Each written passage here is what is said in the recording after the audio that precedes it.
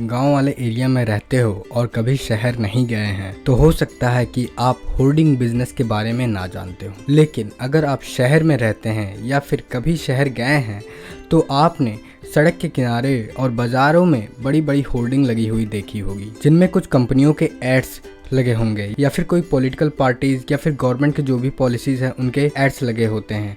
मतलब कि इन होर्डिंग्स पर कंपनीज के एड्स मतलब कि प्रचार प्रसार करने के लिए ही होता है। जी हाँ, हम उन्हीं होर्डिंग के बारे में बात कर रहे हैं जिन पर कभी किसी पार्टी के नेता तो कभी किसी अन्य पार्टी के नेता की पोस्टर छपी रहती है और कभी कभी अलग अलग कंपनियों के भी प्रचार प्रसार होते रहते हैं। बाज़ारों में तो इस तरह के होर्डिंग्स की भरमार रहती है। आप इनमें लगे हुए एड्स या फिर तस्वीरों को देखते होंगे और हो सकता है कि आपके मन में यह सवाल आया हो कि जिन्हें हम उन होर्डिंग पर देखते हैं यह बैनर उन्होंने ही लगवाया होगा। पर ऐसा नहीं है। एक्चुअल में होर्डिंग बिजनेस करने वाली कंपनी ऐसे बैनर्स को लगाती हैं कुछ टाइम ड्यूरेशन के लिए, जिनके बदले जिनके एड्स रहते हैं वो कंपनीज उनको पे करती हैं। मतलब कि इन होर्डिंग्स पर एड्स लगाने के लिए कंपनीज जिनके एड्स होते हैं वो उन होर्डिंग कंपनी को पे करती हैं। और यही रीज़न है कि एक ही होर्डिंग में आज किसी कंपनी के एड्स तो कल कुछ महीने के बाद किसी और कंपनी या फिर किसी और पॉलिटिकल पार्टी के एड्स लगे होते हैं।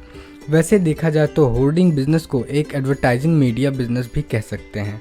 होर्डिंग भी कई प्रकार के होते हैं, जैसे unipole hoarding, hoarding, digital hoarding, ऐसे बहुत सारे होर्डिंग्स होते हैं। जहां तक डिजिटल होर्डिंग की बात है, इसे कंप्यूटर से आसानी से कंट्रोल किया जा सकता है। मतलब कि डिजिटल होर्डिंग में क्या दिखाना है क्या नहीं, यह कंप्यूटर से कंट्रोल किया जा सकता है। जबकि जो नॉर्मल होर्डिंग के लिए कोई भी चीज़ दिखाना हो तो उसके लिए उसको फ्लेक्स पर प्रिंट कराकर फिर उस पर लगाया जाता है। हेलो एवरीवन, मेरा नाम शिवांग है और आज हम बात करने वाले हैं होर्डिंग बिजनेस के बारे में कि आप एक होर्डिंग बिजनेस कैसे शुरू कर सकते हैं। इस बिजनेस को शुरू करने से पहले हम लोग यह जान लेते हैं कि एक्चुअल में होर्डिंग बिजनेस होता क्या है। होर्डिंग बिजनेस मतलब कि होर्डिंग लोहे से बनी एक स्क्रीन होती है जो कि सड़क के किनारों और बाज़ारों में लगाई जाती है।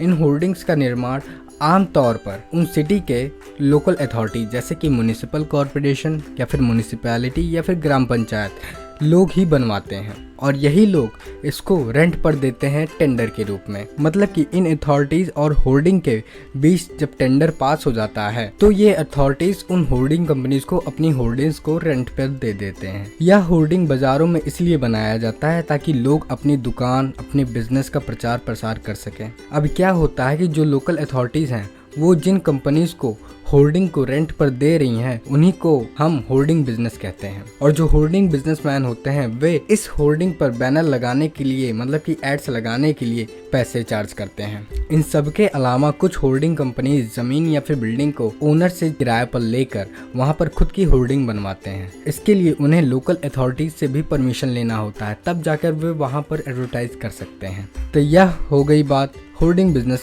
क्या होता है। अब हम बात करेंगे कि इस बिज़नेस को आप कैसे शुरू करो। सबसे पहले इस बिज़नेस को शुरू करने के लिए आपको सबसे पहले इस बिज़नेस के बारे में फुल डिटेल नॉलेज होनी चाहिए। मतलब कि आपको इस बिज़नेस की फुल इन्फॉर्मेशन होनी चाहिए। देखो, सबसे पहले आप इस बिज़नेस से रिलेटेड सभी जानकारी प्राप्त करो। जैसे कि आपको शुरू में कुछ बेसिक सवालों के जवाब ढूंढने होंगे। पहले, उस एरिया में जो पहले से यूनिपोल और होर्डिंग है क्या उसका मालिक कौन है। अगर उसका असली मालिक लोकल अथॉरिटी है या फिर कोई होर्डिंग कंपनी है, यह आपको पता करना है। लेकिन अगर उसका मालिक लोकल अथॉरिटी है तब जाकर आप उसके लिए टेंडर को अप्लाई कर सकते हैं। लेकिन अगर कोई कंपनी हुई तो आप उस लोकेशन का विचार त्याग दीजिए। दूसरा सवाल, होर्डिंग पर जो एड्स लगाए जाएंगे, एड्स पर स्क्वायर फीट की चार्ज क्या होगी। इस सवाल का भी जवाब आपको ढूंढना होगा। साथ ही साथ उस एरिया में जितने भी खाली जगह हैं और जितने भी खाली छत हैं जो कि रेंट पे देने लायक हैं वो कहाँ कहाँ अवेलेबल हैं, इसका आपको लिस्ट बनाना होगा। साथ ही साथ अगर आप खुद की होर्डिंग बनवाते हैं तो आपको पर स्क्वायर फीट की होर्डिंग की क्या कॉस्ट आएगी, इसका आपको ध्यान में रखना होगा। और एरिया के लोकल अथॉरिटी से परमिशन, लाइसेंस, टैक्स की इंफॉर्मेशन भी आपको लेनी होगी, नहीं तो आपको भारी भरकम जुर्माना भी भरना पड़ सकता है। अगर आपको ये सभी सवाल मिल जाते हैं तब जाकर आप अपने बिजनेस के लिए लोकेशन डिसाइड करो। लोकेशन कैसा होना चाहिए। लोकेशन टारगेट ऑडियंस के पास होना चाहिए, वहाँ पे भीड़ भाड़ ज़्यादा हो, मार्केट प्लेस में हो, आसपास कई मॉल्स या फिर बिजनेसेस हों, वहाँ पे ट्रांसपोर्टेशन की फैसिलिटी अवेलेबल हो, क्योंकि जितना ज़्यादा क्राउडेड एरिया होगा उतना ही ज़्यादा आपको पेमेंट मिलेगा। इस बिजनेस में लोकेशन का बहुत ही ज़्यादा इंपॉर्टेंट रोल है। तो यह होगी बात लोकेशन से रिलेटेड।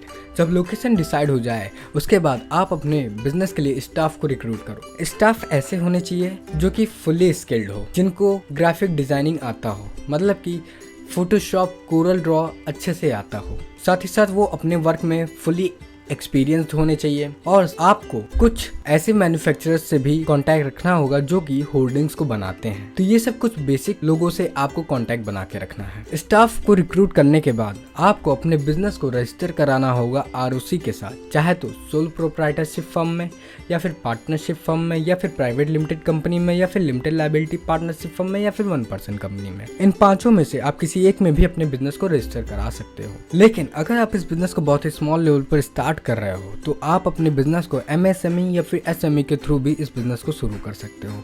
आपको जीएसटी लेना होगा, शॉप एस्टेब्लिशमेंट एक्ट के तहत लाइसेंस लेना होगा, ट्रेड लाइसेंस लेना होगा और नो ऑब्जेक्शन सर्टिफिकेट लेना होगा म्यूनिसिपैलिटी से भी और सोसाइटी से भी और ओनर से भी। नो ऑब्जेक्शन सर्टिफिकेट क्यों इंपॉर्टेंट है? ऐसा हो सकता है कि कई जगहों पर होल्डिंग के गिरने से कई लोगों को नुकसान हो सकता है और यही कारण है कि होल्डिंग कहाँ लगेगी, उसकी कितनी ऊंचाई होगी, उसकी कितनी क्या चौड़ाई होगी, इन सभी बातों के लिए बहुत ही सख्त नियम कानून बनाए गए हैं, जिसकी वजह से होल्डिंग बिजनेस करने वाले बिजनेसमैन को लोकल अथॉरिटीज से परमिशन और लाइसेंस लेना कंपलसरी हो जाता है और नो ऑब्जेक्शन सर्टिफिकेट भी लेना कंपलसरी हो जाता है।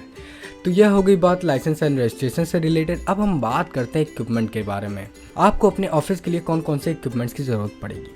कंप्यूटर 50,000, शोकेस टेबल 20,000 जहाँ पर आप अपने ग्राफिक डिज़ाइन को अपने कस्टमर को दिखाएंगे, chairs 20,000, CCTV camera 10,000, lighting setup 10,000, inverter 30,000, fans 15,000, furniture 50,000, bill machine 5,000। तो टोटल मिला जुला कर आपको 2,10,000 का इनिशियल इन्वेस्टमेंट लग सकता है सिर्फ और सिर्फ इक्विपमेंट्स में ही। तो यह हो गई बात इक्विपमेंट से रिलेटेड। अब हम बात करते हैं प्रमोशन मार्केटिंग के बारे में।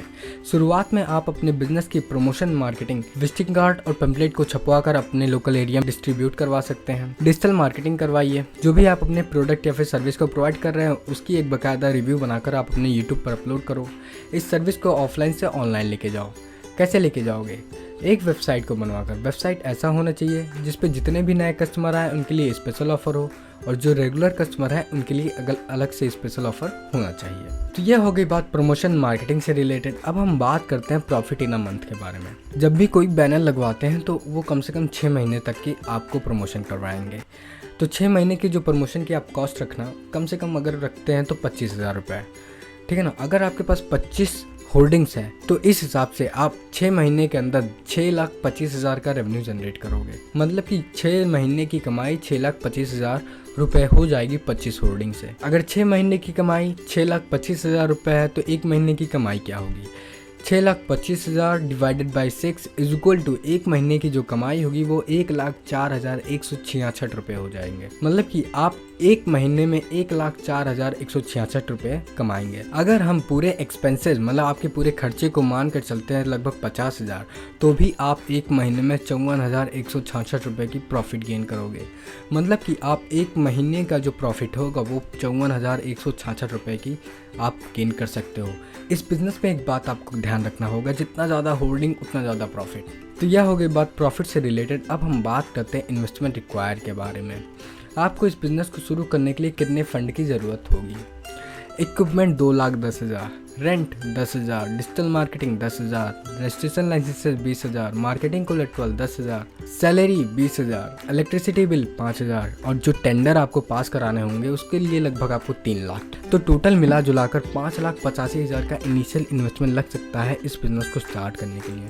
अगर आप इस बिज़नेस को बहुत ही स्मॉल लेवल पर स्टार्ट करने वाले हो तो आपको 80,000 से लेकर 5 लाख तक का इनिशियल इन्वेस्टमेंट लग सकता है। लेकिन अगर आप इस बिज़नेस को लार्ज लेवल पर स्टार्ट करने वाले हो तो आपको 5 से 15 लाख तक का इनिशियल इन्वेस्टमेंट लग सकता है। So thank you everyone. अगर आपको यह वीडियो पसंद आता है तो इस वीडियो को लाइक कीजिए। अगर आप हमारे चैनल पर नए हैं तो इस चैनल को सब्सक्राइब कीजिए। सो थैंक यू, धन्यवाद, हैव अ गुड डे।